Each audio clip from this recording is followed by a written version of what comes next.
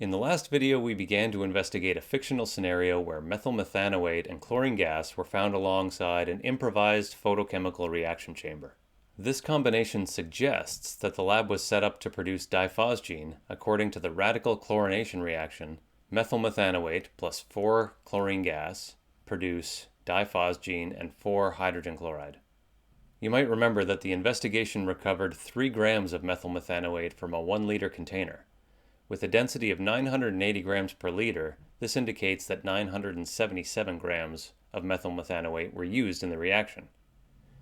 The chlorine gas cylinder was found to be empty, but it could contain 5 kilograms when full. A reasonable next question to ask is how much diphosgene could have been produced from these amounts of these reactants? We answer that question by determining the limiting reagent. To determine the amount of diphosgene that could be produced from these reactants, first we need to determine the number of moles of each of the reactants. So 977 grams of methyl methanoate divided by its molar mass gives us 16.269 moles of methyl methanoate. 5 kilograms or 5,000 grams of chlorine gas divided by its molar mass, 70.90 grams, gives us 70.522 moles of chlorine gas. We then use our balanced chemical equation to determine the number of moles of diphosgene that could be produced from these numbers of moles of the reactants.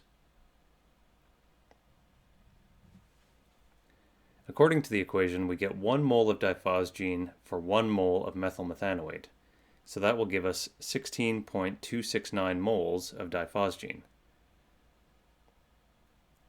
Similarly, to get 1 mole of diphosgene, it takes 4 moles of chlorine gas. So 70.522 moles of chlorine gas would only produce 17.631 moles of diphosgene. In this case, methyl methanoate is able to make less product. Therefore, methyl methanoate is the limiting reagent.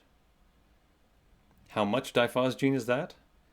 Well, we multiply 16.269 moles of diphosgene, the theoretical yield of this reaction, by the molar mass of diphosgene, 197.82 grams per mole, to get 1.24 kilograms of diphosgene.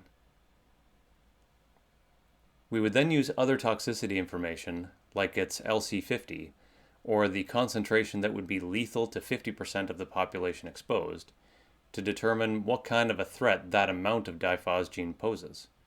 And we find that, it's not enough to close down a city or even to really be a strong threat to troops in the field, but it's certainly enough to cause suffering and even death in an enclosed space, like a store or a school or a public building. And since the onset of symptoms of diphosgene exposure can be delayed by as much as 24 hours, a significant number of people could be exposed before the first ones even begin to show up at emergency rooms.